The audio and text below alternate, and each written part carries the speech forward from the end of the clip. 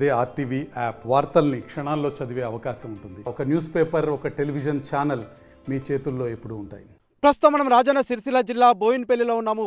ప్రస్తుతం మనం చూసినట్లయితే రైతులు పంట పండించడం ఒక ఎత్తు అయితే దాన్ని అమ్ముకోవడం పెద్ద సవాల్గా అయితే మారుతుంది. కానీ ఇక్కడ రైతులైతే మేమైతే అనేక రకాల ఇబ్బందులు ఎదుర్కొంటున్నామని చెప్పేసి అయితే ప్రస్తుతం అయితే ఆర్టీవీని అయితే సంప్రదించడం జరిగింది. ప్రస్తుతం చూసినట్లయితే కోతలకు సంబంధించి కావచ్చు, అంతేకాకుండా అమ్మకానికి సంబంధించి కొనుగోళ్లకు సంబంధించి దాదాపు 90% అయితే కొనుగోలు సైతం జరుగుతున్న పరిస్థితి అయితే ఉంది. కానీ ఇక్కడైతే బోయిన్పల్లికి సంబంధించి కొంతమంది రైతులు ఇప్పుడు కోస్తున్న పరిస్థితులు అయితే మనమైతే చూడవచ్చు. దున్నడానికి సంబంధించి అయితే రైతులు అయితే అన్ని ఏర్పాట్లు అయితే చేస్తుంటే వీరైతే ఇప్పుడైతే కోతలు కోస్తున్న పరిస్థితి అయితే నెలకొంది. అసలు ఏంటి వీరి సమస్య పరిష్కారానికి ఎటువంటి మార్గాలు ఉన్నాయనేది ఒకసారి వారి మాటలు తెలుసుకుందాం.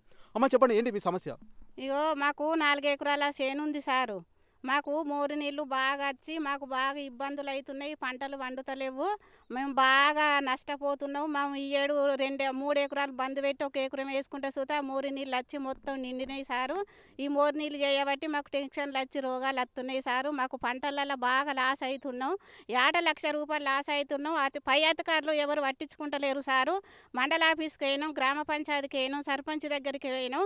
మా గురించి ఎవరు పట్టించుకుంటలేరు సాయి. మాకు తొవ్వలే బావి ఉంది, ఆ బావి సుత ఖరాబ్ అవుతుంది. మేము ఉన్న కొద్ది ఇంకా సుత నష్టపోతున్నాం. కానీ ఎవరు పట్టించుకుంటలేరు సారు.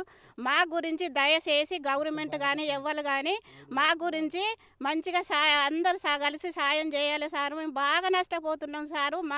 మా గురించి పై అధికారులు అస్సలే పట్టించుకుంటలేరు సారు. మాకు పంటలు వండుతలేవు. 3 ఎకరాలు మాది బీడు ఉంది సారు. 1 ఎకరం వేసుకున్నాం సారు. బాగా నష్టపోతున్నాం. దయచేసి అందరూ మావిన మంచిగా మాకు నీళ్లు రాకుండా చేయాలి సారు. ఓకే అమ్మ, ఇప్పుడు ఈ సమస్య ఎన్ని సంవత్సరాల నుంచి ఉంది? అంటే మీరు ఎన్ని సంవత్సరాల నుంచి అయితే ఇబ్బంది పడుతున్నారు? 10 సంవత్సరాలే సారు. మాకు ఇటు మోరీలు పెట్టి ఎవరు పట్టించుకుంటలేరు సారు. దయచేసి ఇప్పుడు కొత్త ప్రభుత్వం వచ్చింది కాబట్టి మా గురించి పట్టించుకొని రోడ్డు పొంట మోరీ వేయాలి సారు. దయచేసి మేము ఆడోళ్ళం ఉన్నాము సారు. మాకు చేతగాని వాళ్ళం, ఎవరు పట్టించుకుంటలేరు. మేము 10 సార్లు పోయినా కానీ సారు ఎవరు పట్టించుకుంటలేరు. బాగా నష్టపోయినాం సారు. ఇప్పుడు ఏమేస్తారమ్మా? ఇప్పుడైతే ఏమేస్తున్నారు? అంటే ఎప్పుడు ఏమేస్తారు ఇక్కడ? పంటలు ఏమేస్తారు? అంటే వరి వేస్తారా, పొలం వేస్తారా, లేదంటే పత్తి వేస్తారా, ఇంకేమైనా కూరగాయలు వేస్తారా? ఏం వేస్తారు మీరు? పొలం వేస్తాం సారు. మేము ఎప్పుడైనా 3 ఎకరాలు పెట్టుకునేటోళ్ళం. ఇప్పుడు ఈ సంవత్సరం 1 ఎకరం చేసుకున్నాం సారు. మేము ఎప్పుడు పొలమే వడ్లే వండిస్తాం సారు. ఓకే, అంటే ఇప్పుడు ఏమేస్తారు? సన్న వడ్లు వేస్తారా, దొడ్డు వడ్లు వేస్తారా? సన్నపు వడ్లు వేసినాం సార్. ఇప్పుడు ఓకే, సన్న వడ్లు వేసారు. కానీ ఇప్పుడైతే మీరైతే మరి ఎందుకు మిషన్ ఎందుకు రావట్లేదు? అంటే మీరైతే చేతులతో వస్తున్న పరిస్థితి అయితే మనం చూస్తున్నాం కదా. ఎందుకమ్మా ఎందుకు మీరు చేతులతో ఎందుకు వస్తున్నారు? ఈ మోరి నీళ్ళు వచ్చి దిగబడి ఏ మిషన్ వాళ్ళు వస్తలేరు, ట్రాక్టర్ వాళ్ళు వస్తలేరు సారు. మేము చేత కోసుకుంటున్నాం సారు. కైకిల్లో పెట్టి చేత కోడన్లు తెచ్చి వెనకటి లెక్క కోసుకుంటున్నాం సారు. ఓకే, అంటే ఎంత ఖర్చు వస్తుంది? అంటే ఇప్పుడు మీరైతే వేయడానికి అయితే ఎంత ఖర్చు వస్తుంది? ఎకరానికి వచ్చేసి అయితే ఎంత ఖర్చు వస్తుంది? ఎకరానికి ఒక 50,000 ఖర్చు వస్తుంది సార్ పెట్టుబడి. ఓకే, ఇప్పుడు కూలీలు దొరుకుతున్నారమ్మా? మరి ఇప్పుడు కూలీలు సూత దొరుకుతలేరు సారు. మా ఇంటి వాళ్ళమే చేత కాకుండా 3 వచ్చి కోసుకుంటున్నాం సార్. ఓకే, మరి ఎట్లా ఇప్పుడు అయితే 90% అయితే ఆ కోతలు అయితే అయిపోయినాయి, కొనుగోలు సైతం అయితే ప్రారంభమైనాయి కదా. ఇప్పుడు మీరు ఎప్పుడు కొయ్యాలి, ఎప్పుడు అమ్మాలి, ఇప్పుడు మీకు ఎప్పుడు డబ్బులు రావాలి?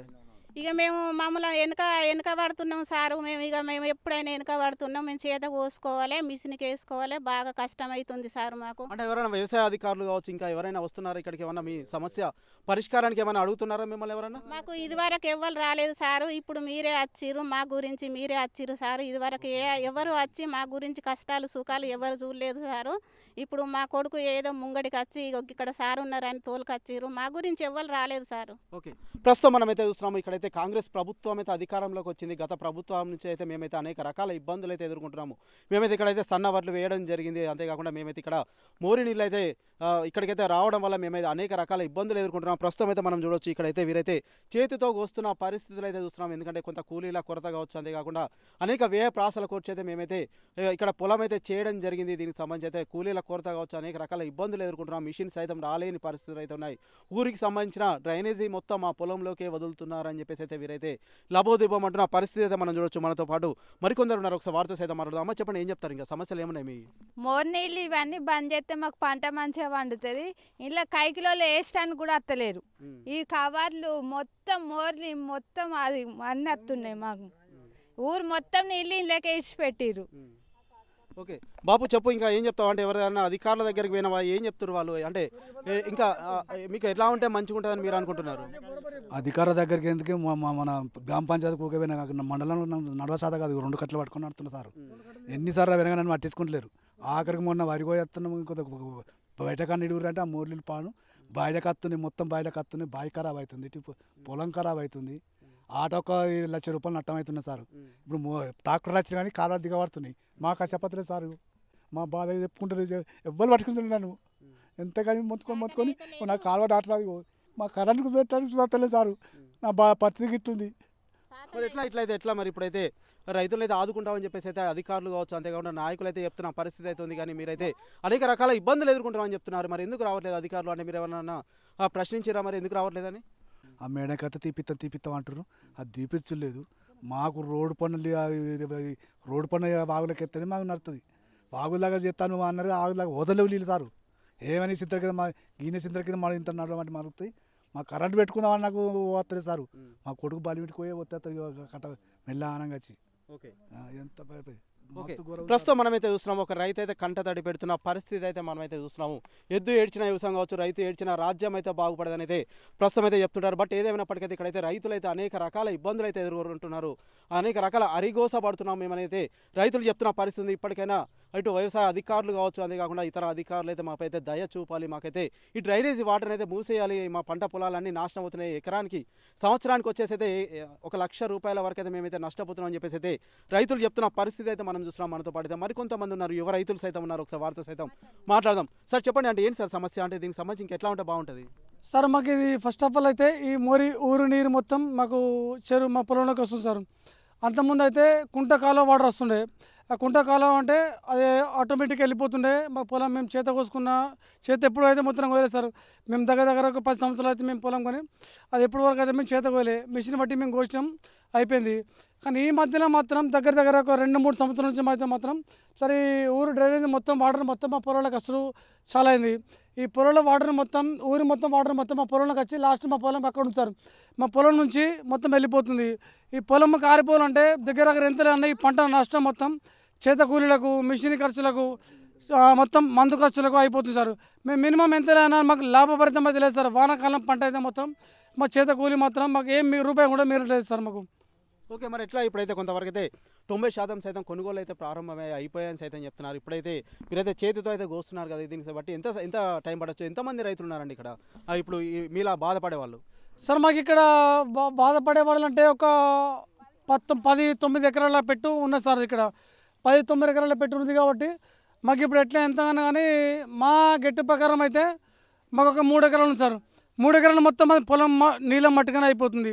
ఈ మోరీ డ్రైనేజ్ మాత్రం ఈ మోరీ తీసేసి అట్లా మెయిన్ రోడ్డు పంట మోరేస్తే మాత్రం ఈ 2 ఎకరాలు కానీ అక్కడ 4 ఎకరాలు కానీ మా 2 ఎకరాలు కానీ పక్క పంట వాళ్ళు 4 ఎకరాలు 11 ఎకరాల బిట్టు మొత్తం సార్ మోరీ నీటం పట్టం కాకుండా బాగుపడుతుంది సార్. మాకు నీటితోని ఏ ఇబ్బంది ఉండదు, మాకు మిషన్తో ఏ ఇబ్బంది ఉన్నది.